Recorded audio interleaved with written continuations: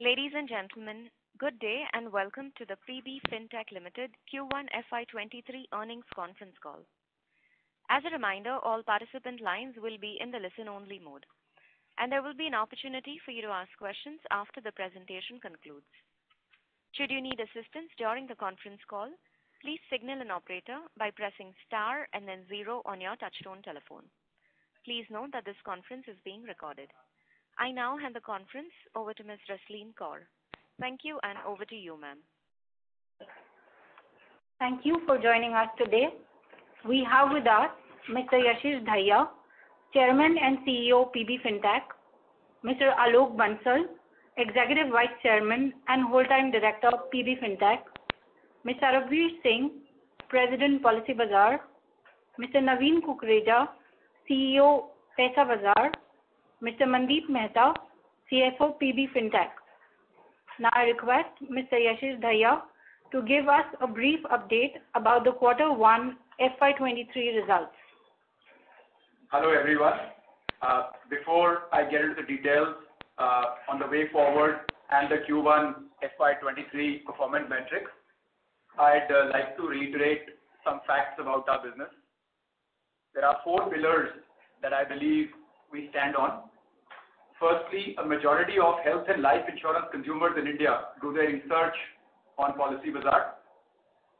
This leads to a higher persistency for these consumers because having done their research, they somewhat know what they are purchasing and hence their likelihood of churning is much lower. We have the best conversion engine for digital inquiries and continue to improve it as demonstrated by the increased premium per inquiry of 32% over the last 12 months. As a third leg, we continue to improve the platform in terms of its consumer onboarding, service and claims capability, demonstrated by the CSAT, which is at 83%, and the numerous number of unprompted customer messages I receive every day on claim support as well as customer onboarding. And lastly, but not the least, a higher customer disclosure, which is because the customer is filling out the forms themselves, along with stronger data analytics and fraud detection mechanisms, which lead to a better control on the claims ratios, which eventually also lead to higher claim settlement rates. We continue to build on all 4 of these pillars and we get stronger every day. Our core businesses, the insurance marketplace Policy Bazaar and the credit marketplace Paisabazaar, grew at 59% year on year and have now been adjusted EBITDA positive for a second quarter running. Out of the total revenue, the credit linked revenue was 84 crores for the last quarter. For our insurance business, we had an adjusted EBITDA of 18 crores positive for the last quarter. For complicated products like health and life insurance, we have been extending our customer connect beyond remote calling by giving consumers the convenience to have physical meetings at their home or office and in their local language. We are happy that customers have accepted this wholeheartedly and the results continue to encourage. We have also extended on-ground claim support in 114 cities as of date. Our renewals revenue is now at 270 crores annual run rate, and as we have previously mentioned, roughly 85% of this flows directly to the bottom line. Paisabazaar, our credit marketplace, continues to grow very well and has rebounded strongly from COVID. We are now at an annual run rate of 11,200 crores dispersal and 4.3 lakh credit cards issued. We have over 29.5 million customers who've accessed the credit score platform in 823 towns. This number represents 13% of India's active credit score consumers. 75% of these consumers are from non-metros. With increasing digitization, the digital marketplace like ours obviously stands to benefit. Co-created product strategy is shaping up well with step-up cards, duet credit cards, etc. our contribution margins have improved significantly over the last 2 years, and I'm quite pleased to say at this stage, we expect the credit business to turn adjusted EBITDA positive by Q4 this year. To update on new initiatives, PB Partners, our seller aggregator platform, leads the market in scale, has the highest proportion of non-motor business, and has started increasing efficiency. We continue to be positive on all the other new initiatives as well. Essentially, we have delivered 2 quarters of positive adjusted EBITDA on our core business now. And now onwards, the core business, in our best opinion, should continue to grow EBITDA by roughly 150 crores every year, every passing year. We are very comfortable supporting new initiatives at roughly a 200 crore a year burn as of the present month. Q4, just to kind of take you to seasonality, Q4 is easily the strongest quarter in our industry, and Q1 is the weakest. However, our core revenues are roughly the same in both these quarters. If you notice, Q1 revenues are 96% of Q4. Last year, Q1 was a COVID year, and health and life insurance demand in terms of inquiries had peaked.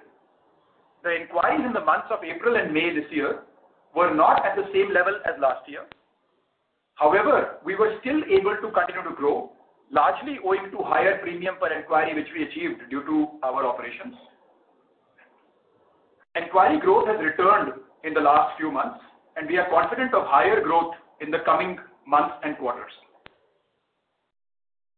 We are a significant and growing contributor to the fresh retail, term and health business, and in fact even to the savings business now of our country, and have delivered 2 quarters of positive adjusted EBITDA in our core business. And we feel we could be adjusted EBITDA positive as a group by Q4 of this year for the entire business. It is close enough and we have confidence enough, and happy to take questions now. Thank you very much, sir. Ladies and gentlemen, we will now begin the question and answer session. Anyone who wishes to ask a question may press star and 1 on their touchtone telephone. If you wish to remove yourself from the question queue, you may press star and 2. Participants are requested to use handsets while asking a question. Anyone who has a question may enter star and 1.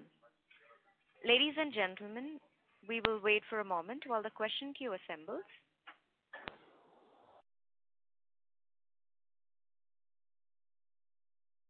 Our first question is from the line of Sachin from Bank of America. Please go ahead. Hi, thank you for the opportunity. I have a few questions. First question, Yashish, Alok would like to actually understand how has the mix for your business changed, as we are recovering away from COVID in terms of health, motor, life, any specific changes we are seeing out there? And a related question is, hopefully, your business is not too impacted, but any impact on the back of inflation are we seeing? On the back of? Inflation. So I think both the questions are for Sarbvir really.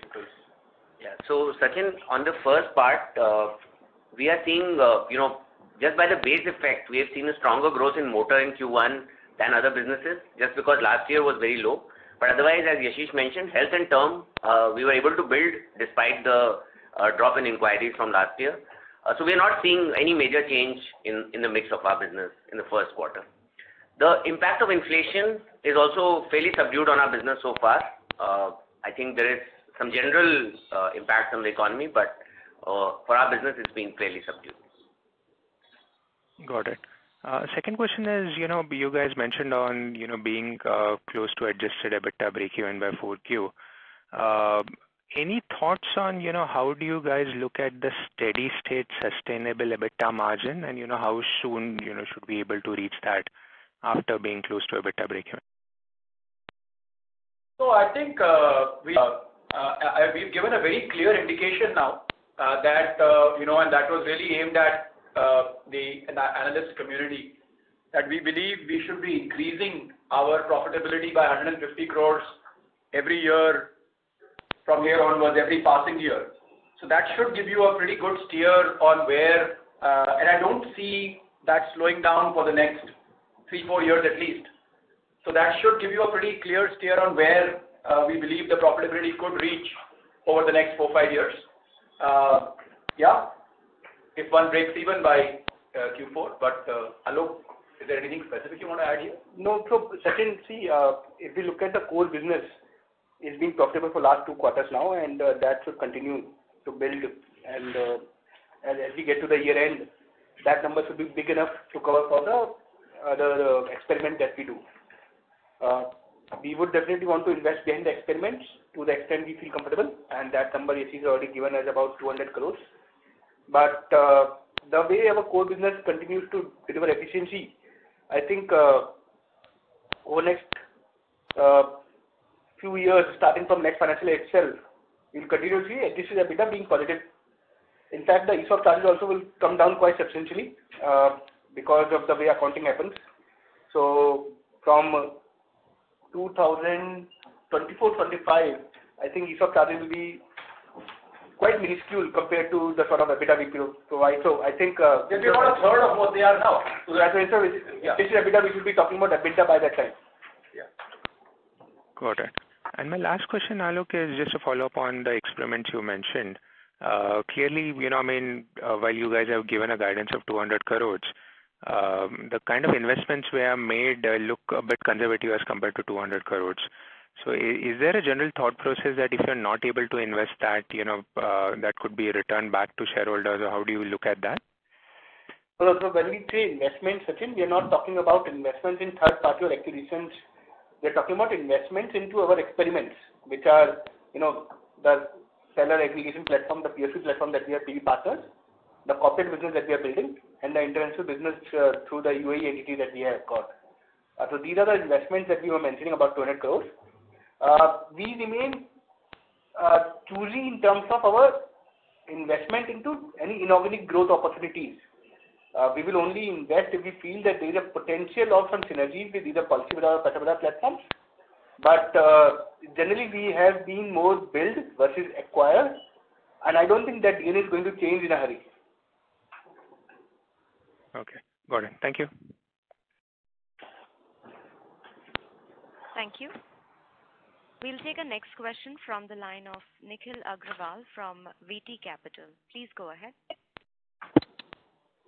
Hi, good evening, sir. So, sir, with regard to the new initiatives and the investments that you mentioned, so given that we have started this digital model and we've started to begin a physical presence in the form of stores, and we have the target of establishing more than 200 stores by FY24, why do we see a reduction in the expenditure in the new initiatives as of this quarter? Okay, so first of all our physical stores or physical presence are not part of our new initiatives. I think we have clarified this many times. They are part of our core business. And so all those costs are in the core business, all those margins are in the core business, and when we say the core business is profitable, that or adjusted EBITDA at the adjusted EBITDA level, that implies it includes all those costs of all those stores and all those physical people, and everything is included in that. Sir, then why is the expenditure on the core business down from last quarter? No, that is the expenditure on the core business is, just give me a second here.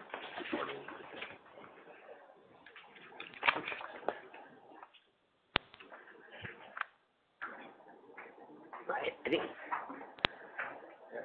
the expenditure is just a function of the revenue, right? So the revenue is down a little bit compared to last quarter because of the seasonal nature of the business.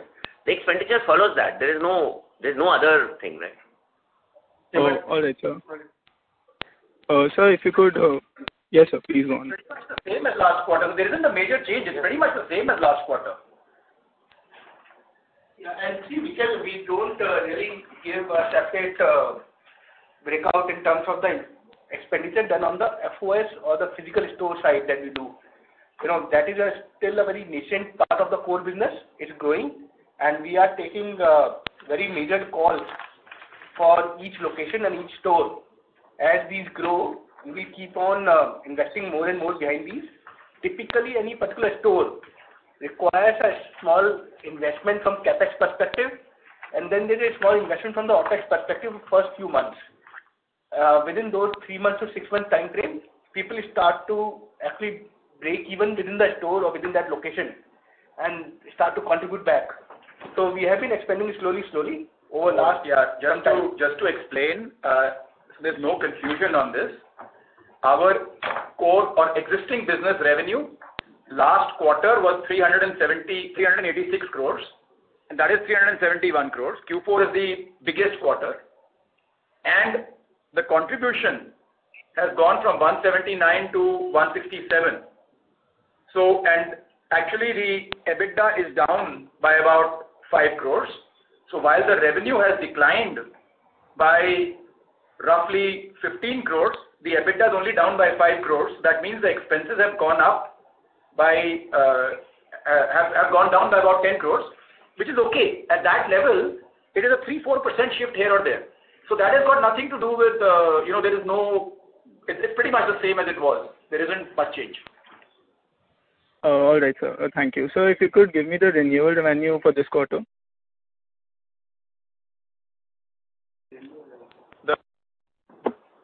The renewal revenue is at 270 crore run rate. So annual run rate is 270 crores. So you just got to divide that by 4. That is what? That's 67.5 crores. 7.5. Yes, sir. Yeah. So what part of our premium would be life and health premium as of today, since health is the major focus as that generates the most renewal revenue for us? What part of the total premium would be life and health as of today? Approximately 75% of our premium is life and health. All right. So going forward, sir, this is one last question from me. Going forward in the POSP business, so as we've been doing this, the third-party agents that come on our platform and sell our insurance products, and we forego a major part of the fee to them. So going forward, how much of that will be given to the third-party agents? Are we changing that in the coming quarters, or is it the same model as of now? So I think the answer to that question varies by category and by subcategory even. And as you can imagine, it's a competitive market, so I can't share exact details with you. But what we are trying to do is to improve the retention as we go along, as the loyalty of our agents build. So the way this works is that agents care about cash flow. They care that who pays them on time and who pays them reliably. As that, now we've established that over the last 4 quarters that we are a big player in the market. We are paying on time. Our technology now is the best in the market. So people like to work with us. So as that happens, we will be able to retain more as we go along, and you will see the impact of that as the quarters develop. All right. So any target for physical presence for this year? Any target for? Physical presence for this year in the form of stores? Yeah, so we have right now, so stores are a small part of our overall physical presence. Just to give you a sense, we have over 600 people deployed in the field. We have 40 stores only. So stores are a small portion of the overall story. We expect that, as the economics, prove themselves out, we will continue to expand both the number of people in the field as well as the number of stores. All right. So just one last question: how much are we spending on the customer grievances, the call center service, and other people that are picking up the calls and addressing the grievances of the customers? How much are we spending on those? We have about, I remember as of last few months, there are about 300 people who are answering customer queries and grievances. So yes, we of course spend on that, but that cost is included in our within our margins and our core business. And does it form a major portion of the employee expenses? No, it's not a major portion. It's not a major portion, no. Okay, thank you, sir. Best of luck. Thank you. We'll take a next question from the line of Sachin Dixit from JM Financial. Please go ahead. Hi, Ashish and Alok. Congratulations on a great quarter. My first question was regards to the life insurance sector, right? Today itself, the news was that LIC has become a very dominant force with almost like 60 or 69% on market share. And I think you guys onboarded LIC recently, like last 5-6 months. Are you driving benefits from that partnership now, or is it still work in progress? Yeah, so I'll just take that. LIC on an online journey started just last month with us, after all the integrations have been completed. The first month, as you can imagine, has been a good start. We are slowly building the business, but we are very optimistic, and I think we see a very good opportunity ahead. As you said, LIC is a major player in the business, and I think we will also benefit from that as we go along. But so far not much traction there. No, I said the traction is very good. We've just started. Okay. Sure. My second question is with regards to if you can provide me some sort of mix between new business premium, renewal, and B2B or the POSP premium basically. Because obviously, right, new initiatives are accounting for almost 25% of your revenue today, and we do not have much numbers here. So would be helpful to get some color.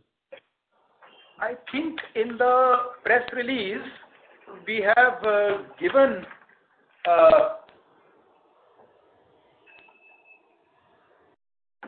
a breakup of core business as well as no, we have not. Have we done that? We just have revenue and investment amount. That's it.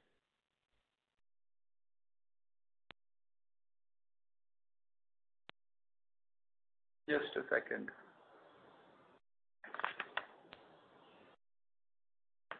I don't think we are doing those breakups here. We don't do those breakups historically. So we're not doing those breakups. Sorry about that. Yeah, I understand. It's just like it's become a significant part of your revenue today, right? It's not trivial. So would be helpful if going forward at least you can provide. So the revenues are mentioned. So right. Yeah. I think we only do policy versus PESA. We don't go into segment-wise breakup within the company. We just don't do it for various reasons. I understand that there is a requirement for it or a desire to have that, but we don't provide it. Right, yeah, because without any drivers, we do not have number of POSPs, we do not have premium, right? It's very tough for us to drive the model, like this is just a number for us right now. We appreciate that. Sure. I think Rasleen can help you with some guidance later if you like. Sounds good. Thank you. Thank you. We'll take a next question from the line of Arjun Vikas from Alpha Wave Global. Please go ahead. Hi, thank you. First of all, great results, Alok and Ashish and Sarvit. Thank you. Thank you for the opportunity as well. Quick questions on credit card. I understand we were going to launch co-branded cards or come out with some card offering of our own. Does that get impacted in any shape and form with the recent PPI regulation which bans loading of those cards with credit? Arjun, thanks. This is Naveen. The PPI regulation was impacting the prepaid instruments. When we talked about the cards, we have 2 co-branded credit cards live in the market, so they do not get impacted because they're on a credit card platform, not on the PPI platform, and they satisfy the co-branding conditions that RBI has laid out when they came out with the regulation on what is allowed and what is not allowed for a co-brand partner to be doing. We work with, in both the cases, we work with different but banks. So the banks are, we are working with them as per the regulation. So no impact in our plans going forward either, I'm assuming? Absolutely no impact. Okay, good. Good to hear. And on, I was seeing the slide on the claim settlement ratio, which says that we're probably 8 percentage points higher than the industry. Just wanted to check what are we doing here, which is so different? Is it just the underwriting which is driving this in some shape and form? Because there's lesser frauds involved at the time of underwriting, or there's actually something they're doing at the time of service, which is helping this incremental percentage. So Arjun, on the claim settlement ratio, that was from example from health insurance. So the reason that is happening is that because we have higher disclosure upfront, So the main reasons why claims tend to get rejected is because there was lack of disclosure. So person is not told that there is a certain, pre-existing illness or something which, the insurer uses, has to reject for that reason. So because we have such high disclosure, our customers, when they claim, their policies tend to be very clean. And secondly, our customers also understand their policies much better than probably average. So the whole process, both in terms of their making relevant claims and the fact that they are, they have disclosed everything, tends to, do that. On top of this, we've spoken about the claim support that we are providing. So we have physical presence in 114 cities now. Our person shows up at the hospital if required. We have call center support as well. So when a person has to file a claim, we guide them in terms of what documents are required, what all is needed. So that also helps in ensuring a higher claim settlement ratio. Got it. And so just last question, would you be able to share any kind of guidance or numbers around, customer acquisition costs and, the kind of premium we do per agent at the call center now? Or has it changed significantly the last 1 year, 2 years? Sorry, you want to, I think Sarbvir should answer that, sorry. I think it's really hard to, talk publicly about these sensitive numbers, but I would just say that, as you can imagine, the premium per inquiry is building, right? I think that number has been shared at over 1,500 rupees per inquiry. So I think as that builds, you can imagine that the productivity of our agents is only improving, as we go forward. And again, just to remind everyone, the reason our agents are productive is the fact that the person, when they come to Policybazaar, they have a higher intention of buying insurance. So this is the only platform in the insurance ecosystem where someone comes to buy insurance versus being sold insurance. So that is step one for the reason why our productivity is high. And then of course our agents are very well trained. They have, great support from a technology perspective, from a CRM perspective and everything. So it's these two things put together. The fact that a person comes with higher intention of buying insurance, and secondly, because, we have very well trained and very capable agents. These numbers are only building as we go along. Our overall health and life business per se, sorry, I'm just adding, at a very rough number, that number is about 10 lakh rupees per agent. At a broad number, per salesperson, that's about 10 lakh rupees per month. Typically, an agent in the market would be quite happy if they are selling about 50,000 rupees. So about 20x the productivity of what you would call, a standard offline agent. And as Sarbvir mentioned, that is largely driven by the fact that there is a desire on the part of the consumer to buy, which is what he's expressed by at least voluntarily coming to the site to research that particular product, and the technology platform which allows for better onboarding, issuance, etc. Got it. Thank you so much. Thank you. We'll take our next question from the line of Nischint Savate from Kotak Securities. Please go ahead. Thanks for the opportunity. Two questions from my side. One is the new premium per inquiry. This has gone up by around 15% on a quarter-on-quarter basis. So how should we really think of it? You mentioned that for obvious reasons, motor premium was higher in this quarter. So, and I would believe that motor premiums would be maybe in line or maybe slightly below your, average premium. So how should we really think about it? Is it something that you were able to grow, savings at a faster pace? Or is it something that you've seen a very similar, increase in ticket size across products? So first of all, motor is a very small portion of that answer. I think the real answer is that, as we just discussed, the productivity of our agents is going up. So they are able to, convert more leads per agent than they were converting earlier.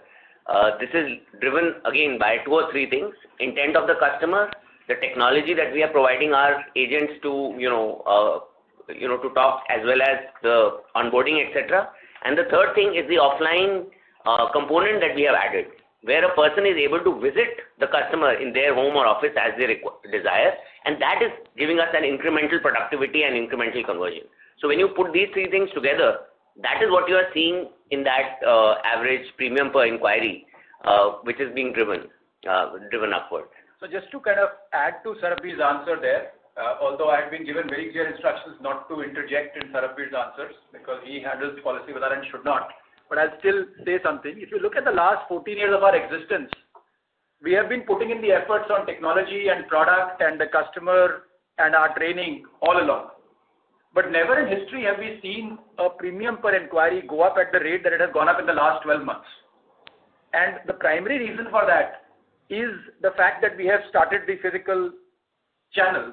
That is the biggest reason why this premium per inquiry is going up. Although that alone will not explain it because only about 15% of the premium has started going through that channel. So that will not explain 32% increase, but that will increase, that will probably be the biggest, differentiator over the last few years.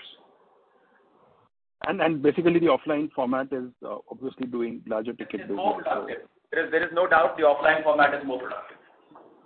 Sure. So basically 15% when you say these are 15% offline inquiries, 15% of the inquiries are offline. We don't have a single offline inquiry. Just wanted to clarify. We don't have a single offline inquiry.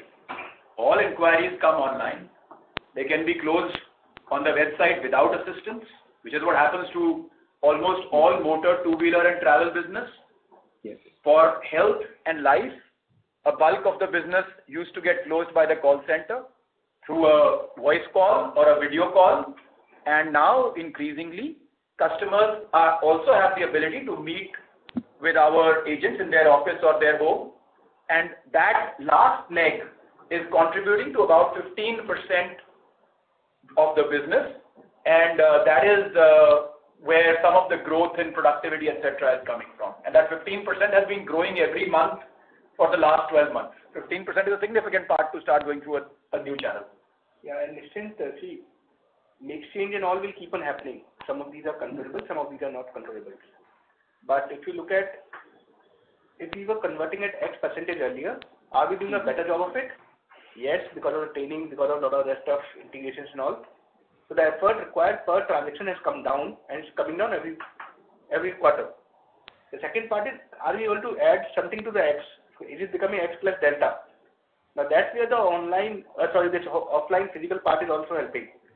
So for the same inquiry, or say for the same 100 inquiries, we are able to convert more and convert faster.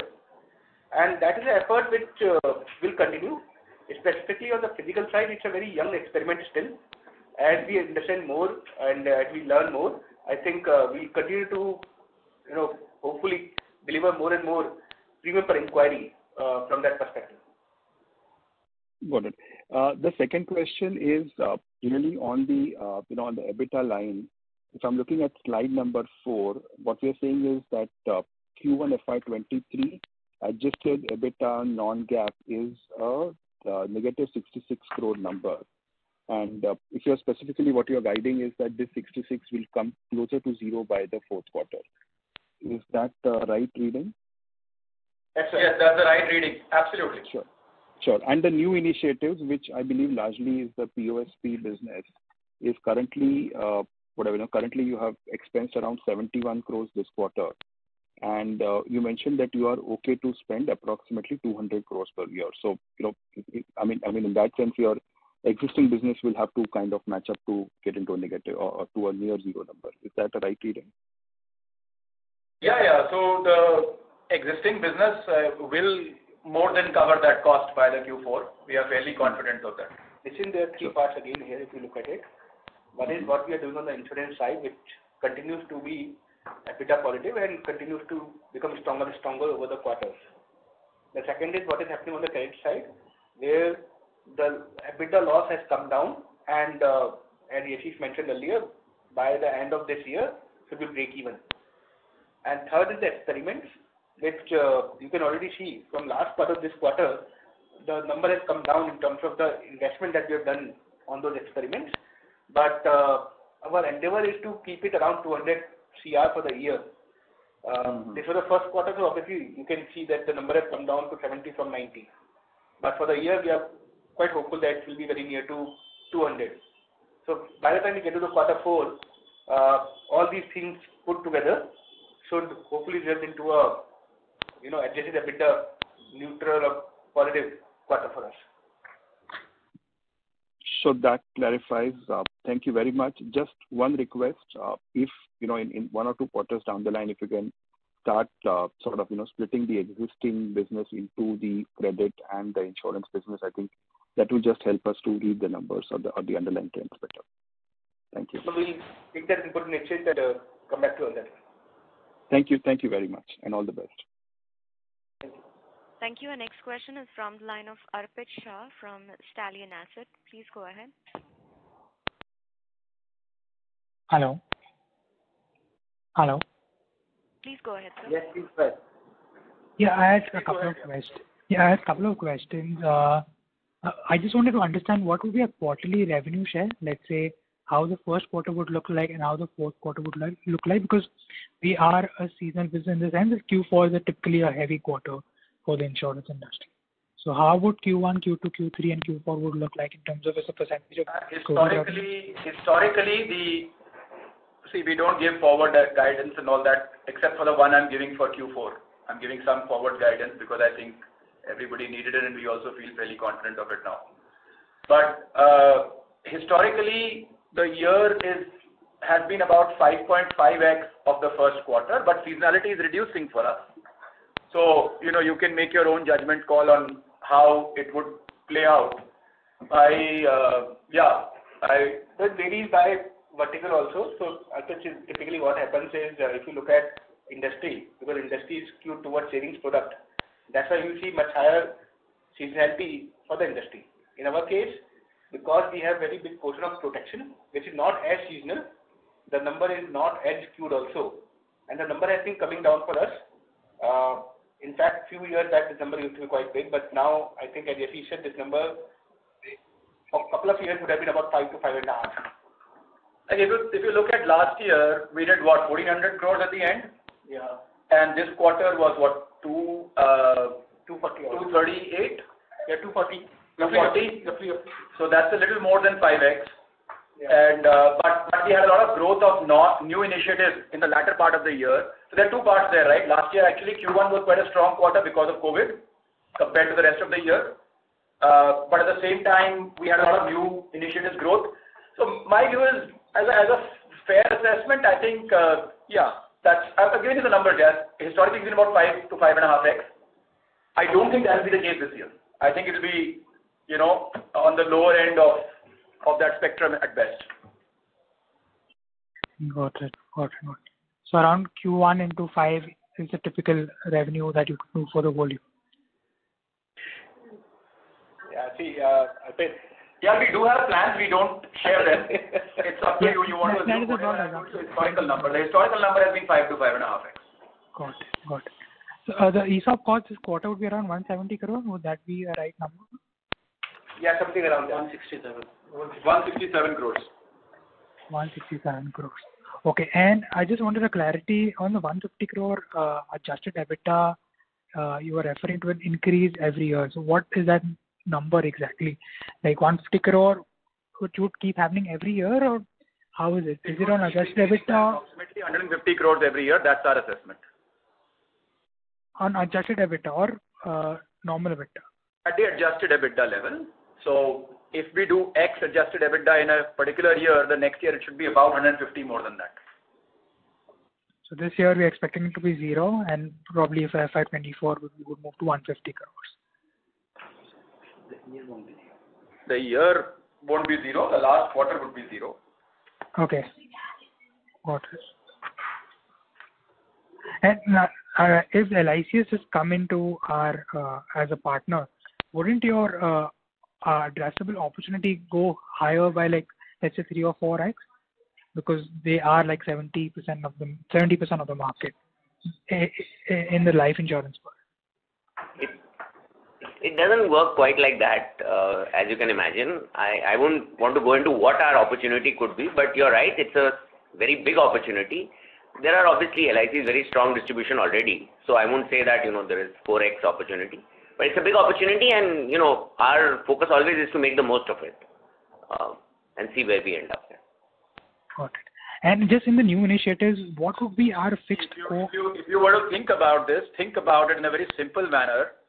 It's like a restaurant where a certain number of customers come and it has a certain set of dishes, and suddenly the most popular dish also becomes available. I don't think the restaurant, it'll be very hard to say that the restaurant sales would become 4x just because the most popular dish became available. Same set of customers coming, right? So yes, the restaurant's revenues might go up some bit, but I think that's the way to look at it. It's like there is a fixed number of people who are coming to us. I doubt if our conversion rates will quadruple. But yes, we expect some improvement, and that's, obviously. Got it. And just wanted to understand the fixed overheads in the new initiatives business. Right now, we're going to be burning close to 200 crores, but what would be that fixed cost overhead line item sitting there, and at what scale that line item would stop growing actually? Sorry, on the new initiatives? Yeah, on the new initiatives. So I think we've peaked out on that. It wouldn't require a lot more from here onwards. I think I don't have a view on it increasing any further. We peaked out on it. As I explained last quarter that we had peaked out on the overall losses, and this year I could say this quarter I can say we peaked out on the. Yeah, unless you have something else to add. No, I just want to add that if you see Q3, Q4, and Q1 of this year, each quarter the investment in the new initiatives has come down. Right. So I think it's slowly, to your point, it's slowly, we are moving to a point where the fixed cost will start getting covered. And as Yashish said, by Q4, we would like to be break even for the whole business. So our direct costs in that business are around 200 crores every quarter, right? So direct cost 200 crores? 134 plus 54. For the all new initiative taken together. Yeah, correct. For all new initiatives put together, yes, roughly about that much, yeah. About 190 crores. Yeah, 180 crores, 190 crores. Yeah. So once we see the new business revenues crossing 200 crores broadly, that is when we become contribution. So these are not fixed costs, these are direct costs. See, before we get into that detail, just let's take a step back and understand a bit about our business. There are three things: scale, growth, and profitability. And scale and growth, although they are very linked to each other, but both have different connotations for us in terms of what sort of support we get from suppliers, what sort of input we get from investor community and everyone else. Now, new initiatives are very important because these are opportunities out there where we want to invest. I don't know whether we mentioned this, but we have got more than 5,000 crores on the balance sheet as of June end. And it would be quite stupid of us as a management team not to figure out what are the right opportunities to invest and look for the future growth, next 3 years, 5 years growth areas. So in new initiatives, bulk of it is direct cost. And direct cost will obviously grow as the revenue grows, but we will try to become more and more efficient. So if you look at our contribution percentage on new initiative, it used to be 52% negative last quarter, which has come down to 40% negative. Now our hope is we'll continue to drive this downwards so that in some time, whether it is 1 year, 2 years, 3 years, but in some time, we are able to get to a zero contribution number here. But we all believe that this is the right way for the business to look at growth over the next 5 years or 7 years time frame. So we will continue to invest. And the number that Yashish mentioned earlier, I'm just reiterating that, will be about 200 CR for the year that we are willing to invest as of now. If it changes, we'll obviously come back to you guys and inform you. Got it. Thank you so much. Thank you. Our next question is from the line of Dipanjan Ghosh from Citi. Please go ahead. Hi, thanks for the opportunity. I'm audible?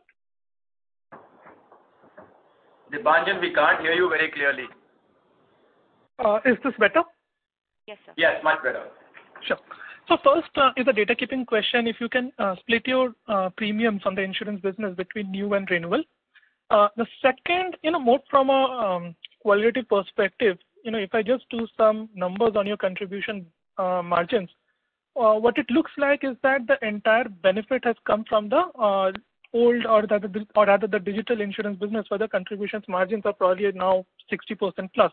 And to some extent, that looks like that is probably driven by significant reduction in your ad and promotional spend that goes into the contribution, even though the share of customers coming directly and some of these factors and the mix has probably remained constant. So if you can give some color on that. And third, I think more from the premium mix side, it looks that the YOY growth in premium through your digital channel has been in high double digits or maybe a little bit more than that. So is it because of slowdown in term, or is there something to read into it?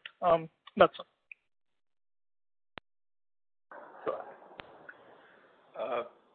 You want to take this? Yeah, sure. Please. No. So the first question, Dipanjan, is that our ad spend is driven by the business and everything that we are doing in each month. So there is no such thing that we have slowed down or speeded up the process. Last year was a COVID year. So April, May were very strong months because of COVID. So obviously we were very visible and active on television. This quarter is a more normal quarter, and we've spent as we would in any first quarter of the year. That's been lower last year. That's our first quarter would have been lower. Overall, it looks like We've increased, Brad. No, but we've increased, yeah. So I think As we the go up. numbers are not.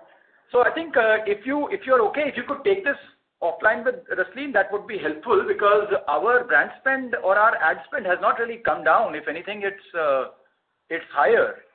Sure. I'll take it. Premium also much higher than that. So I would say just take it offline. That would probably be more helpful. Sure, I will do that. And if you can give the split between renewal and new business premium for the quarter. So of the total premium, new business is 1,390 crores and renewal is 1,040. Okay, sure. And lastly, the origination of the premiums, it looks like the origination through the digital channel has been a bit soft. Is my understanding correct? And if you can, elaborate on the probable reasons for that.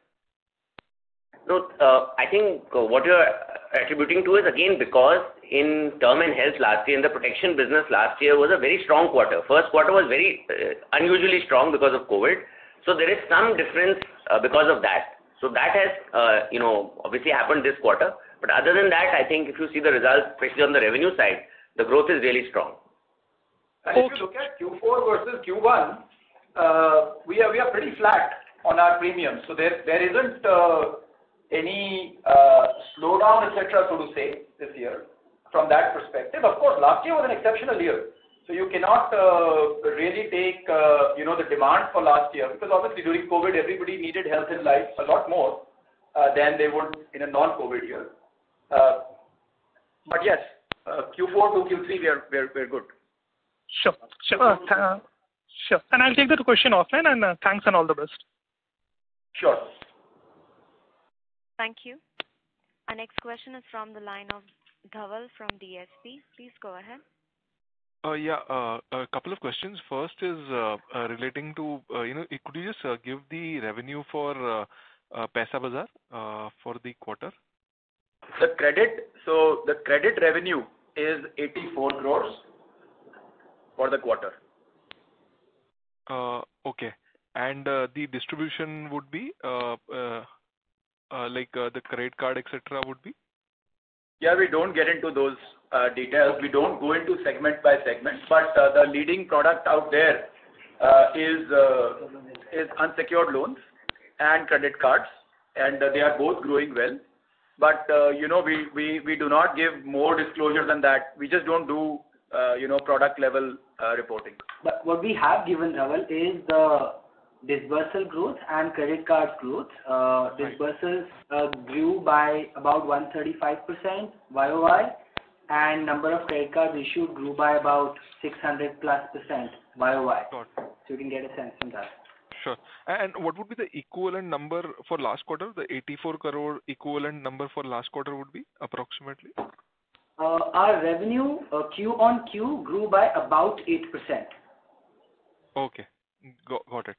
And the second question, just to get it clear, is, it seems, assuming the adjusted EBITDA is zero in the fourth quarter, we are saying that the adjusted EBITDA next year would be zero, and our ESOP cost, which probably this year given the trajectory could end about 600 odd crore, that will also phase out in the next year. So somewhere in FY25 or so, we expect sort of EBITDA break-even or close to EBITDA break-even. Is the understanding correct?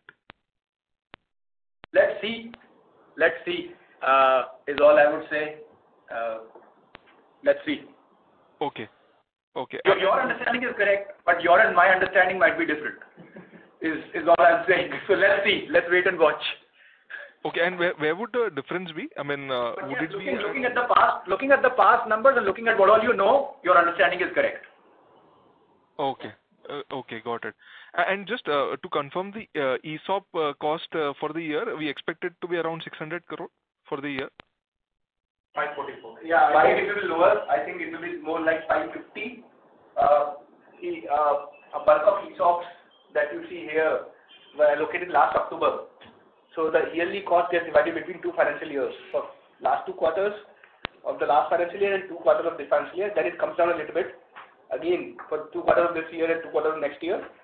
So we'll continue to see it coming down for next 5 years. For the number for this year is about 540, 550. See, this year is 5, just to give everybody clarity on this, just make a note of it so you guys are all clear. This year it's about 550. Next year it's about 300. The year after it's about 189. The year after it's less than 100. The year after it's about 30 crores for the year. And that's why FY25 we said we should be. So FY24, the year 24-25, it's about 90 crores. And from all the information we know at this stage, I don't see why our profit shouldn't be higher than that, because if by 22-23, let's just do the math, right? If by the end of 22-23 we've broken even, then by the 150 CR we're talking about, clearly we should be at a run rate to deliver this 190 crores. I don't see why not. And see, even think about the 150, the break-even part, right? Why am I saying this? Look, last year, Policy Bazaar in the last quarter made 28 crores of EBITDA. The Paisa Bazaar made about 10, 12, 18 crores or something of loss. Next year, Paisa Bazaar or the credit business is going to be break-even. So there is no reason why Policy would not do about 50 crores of positive, and there is no reason our new business will take more than 50 crores. So at this point, we feel fairly confident about that number. Now things change, of course we'll watch it, but why should things change? Let's see. Fairly clear. Just one last thing in terms of the split that you gave for new and renewal. The renewal rate seems to have come down. So is it more seasonal or product mix? No. That's a wrong conclusion. Please don't see. Sometimes with over analysis we get into the wrong conclusion.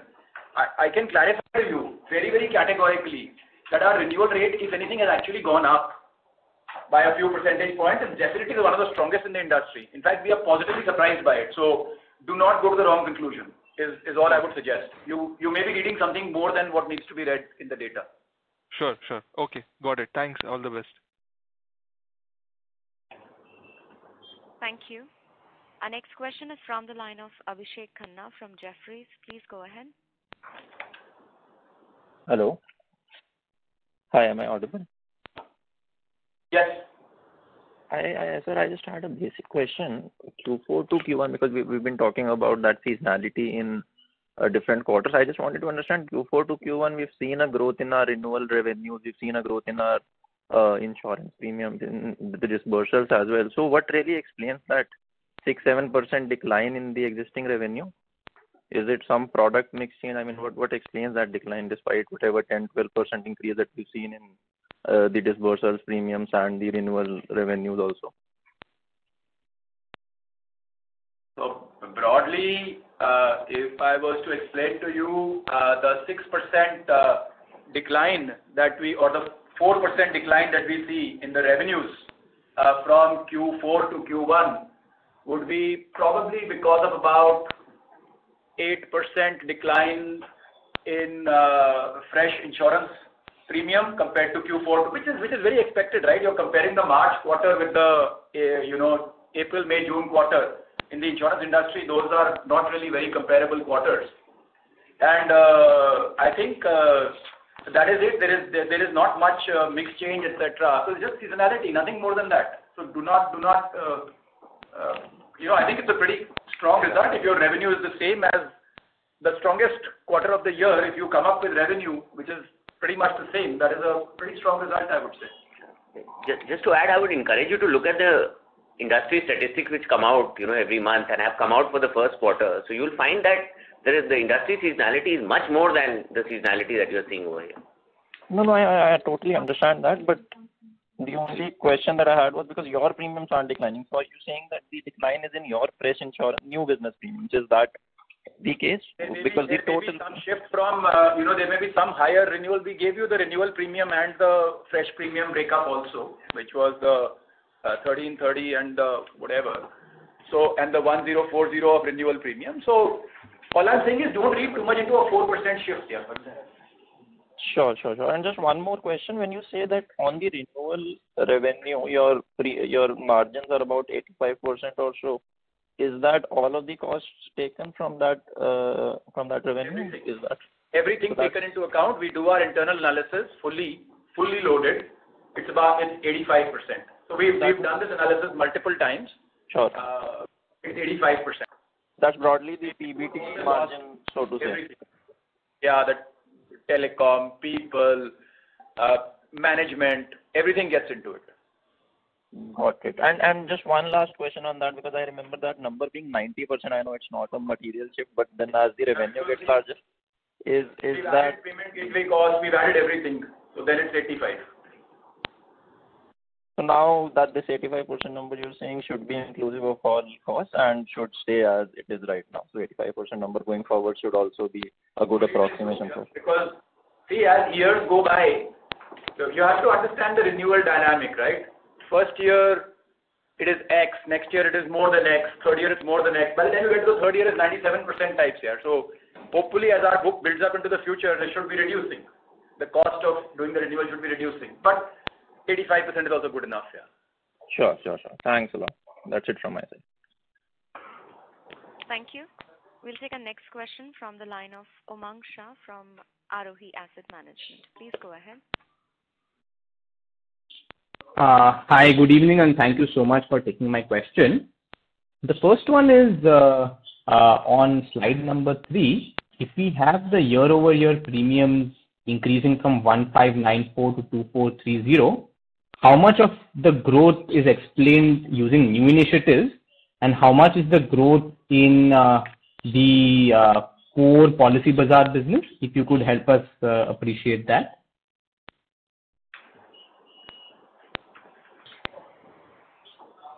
We haven't shared this breakup, but again, you can do the math based on the revenue, right? You can get to some numbers. Obviously, there is the new initiatives add to the growth, and there is growth in the existing business as well. See, there's 134 crore revenue there on the new initiatives, and if you take away the credit revenue, there is probably 290 odd crore of revenue here on the existing businesses. You could perhaps take some kind of a split through that. Got it. But is there a material improvement in take rates, or is the entire growth in the revenues explained by growth in premiums? The take rate has improved materially in one of the segments.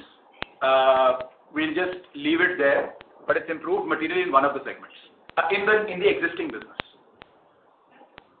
Got it. So hence, Yashish, just wanted to understand the premium growth in the core. Sorry, can you repeat that? Yeah, hence wanted to understand the premium growth because we have some revenue growth, we have experienced an increase in take rate, and hence wanted to understand the premium growth. Because if the Sorry, just to be clear, the take rate point that Yashish was making is in a particular segment of our existing business. On an overall basis, the take rates are fairly steady. Take rate expansion is not a key driver of the whole thing. Understood. Got it. The second question I had was to Naveen. Could you share the contribution margin for Paisabazaar? For the credit business, contribution margin at a business level we are not sharing, but at an overall level, we've shared that number, which is at about 45% between both insurance and credit business. So is the credit business higher or lower than this number? It is lower than this number, but let's not get into further details. Yeah, I think if you wanted to get into more details, you could refer to slide number. So there is a slide in the presentation, which is slide number what? 36. 36, where you can see, how the lending business has been moving. Yeah, that gives you an indication of how the EBITDA margin is improving over a period of last 2 years. Got it. And Got it. how we are getting close to the profitability. Got it. The last question I had was the outlook on the retail protection side. If you see the industry, a lot of the life insurers are reporting massive drops in retail protection. And given that we are market leaders in that space, how does it impact our business, and how do we think about growth in this business more from a medium-term view? I think there are two things to understand about retail protection. The number of people in India who have term is only 60 lakhs or so. So there is a large opportunity that is available for term insurance in India. So the medium to long term view on this, I think, segment is very positive. What has happened in the near term is that because of COVID, the industry went through a significant shift in terms of both process and price. That, if you see in this quarter, probably came together because last year was a very high demand quarter. Now going forward, what we expect is the processes have largely stabilized. Pricing also has largely stabilized because of the new use and file regulations. You are going to get new products, much more innovation in this category as we go forward. And I think you will find that the category will build as we go through this year. So we are actually very optimistic about term and protection in general. And I think you will see that building as we go through this year. I want to say something in addition to this. And I'm saying something having watched this industry now for the last 13, 14 years. And, pretty much, Policybazaar has been at the forefront of this whole term insurance market. So take my word for whatever you think they're worth. See, from 2009 to 2017, you saw a steady decline every year in term insurance prices. And I think certain new channels were really opened up in about 2016-17, that time frame. And I think those who are in the know of the market know which channels those were.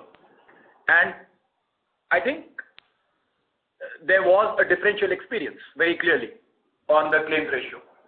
And so when that hit the reinsurers, because essentially the same prices that were coming through the direct channel or the digital channel or us and the insurance companies' direct platforms was also extended to certain other channels.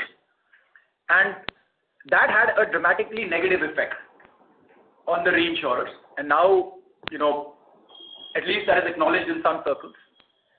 And that led to essentially a negative surprise at least RGA and a few other reinsurers. RGA essentially pretty much pulled out, and then there was a dearth of reinsurers. Everybody was a bit worried.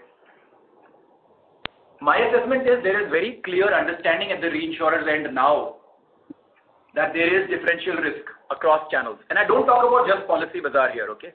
I talk about the entire Policybazaar, the insurance companies' websites, etc. They are at a differential risk for disclosure reasons, for whatever reasons, because of the amount of effort that has been put in the checks and balances that have been put in place. And if you wish, at some point I would love to, for a select group of you, host a 1-hour session where we could take you through what kind of checks and balances have been put in place, which lead to that. And because of that, the reinsurers, in my opinion, are willing to support some kind of different prices across these. Now, it is up to insurers to take those, not take those, and to some extent, that will determine, the future of the industry. I do think some insurers are taking those, some insurers are not taking those as of now, but the industry is in that zone. That's my assessment of the situation. I think the market will grow. We continue to do good quality business. We haven't seen what has been reported in the media, or whatever has been reported. That data we have not seen, and our data is quite out there. But I'll kind of leave it there. And I'm not talking about term versus drop, etc. I'm talking about just term. That's it. So, for those who understand, there is a TROP segment and there's a term segment, and the TROP can have slightly higher premiums, but the risk component of that is limited. So you guys know all this here. So for the ones who know, you already know it. Got it, sir. Thank you so much and all the best. Thank you. Thank you. We will take that as a last question. I now hand over the floor back to the management for closing comments. Over to you, sir. Thank you very much to all of you for all your participation and all your questions. Very heartening to see the participation, and look forward to speaking to you in another 3 months' time. Thank you for now. Have a good evening. Bye. Thank you. On behalf of PB Fintech Limited, that concludes this conference. Thank you for joining us. You may now disconnect your line.